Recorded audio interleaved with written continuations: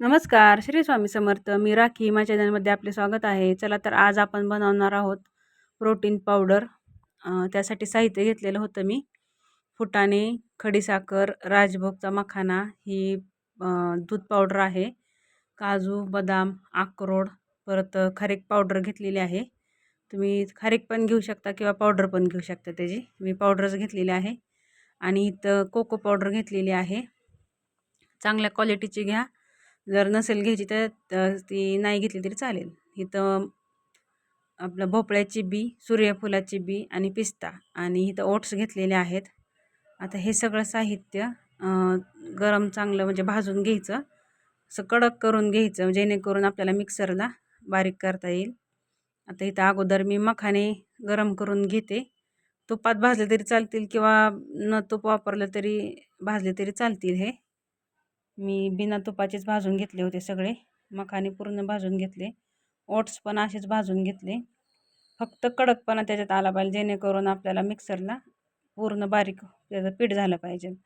आणि हे तसेच घेतलेले आहेत फुटाणे, परत बदाम, काजू हे पण भाजून घेतलेले होते मी. जास्त पण असे काळे करायचे नाहीत, फक्त थोडंसं कडक झाले पाहिजे. आणि अक्रोड पण भाजून घेते. आणि नंतर पूर्ण जेवढे आपण बी घेतलेलं आहे म्हणजे भोपळ्याचे बी, सूर्यफुलाची बी आणि पिस्ता, हे सगळं एकत्रच भाजून घेते. आणि बारीक गॅसवरती भाजून घ्यायचं सगळं. पूर्ण हे भाजून झाल्यानंतर त्याच्यात खारीक पण पावडर जरी असली तरी मी ते पण भाजून घेणार आहे, म्हणजे ओलावा जो असतो ना खारकीचा तो कमी होईल. हे सगळं आता भाजून घेऊन पूर्ण थंड करून घ्यायचं. त्याच्यानंतरच आपण मिक्सरला वाटून घ्यायचं. हे सगळं एकत्र वाटलं तरी चालेल. आणि जवस पण मी भाजून घेऊन ते पण वाटून टाकलेलं आहे त्याच्यात. आणि हे सगळं साहित्य मी अंदाजे घेतलेलं आहे, प्रमाण किंवा माप अजिबात नाही घेतलेलं. अंदाजपंच घेतलं होतं, पावशेरचं असेल माप याचं.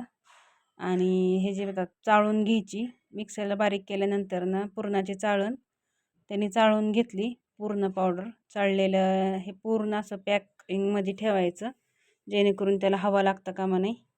आणि दुधात किंवा पाण्यात पण तुम्ही हे घेऊ शकता प्रोटीन पावडर. 1 चमचा, 2 चमचे, तुम्हाला जशी आवड असेल तसं तुम्ही घ्यायची. आता ह्याच्या पूर्ण पावडर झाल्यानंतरच मी मिल्क पावडर आणि कोको पावडर पण त्यात मिक्स करून घेतली होती.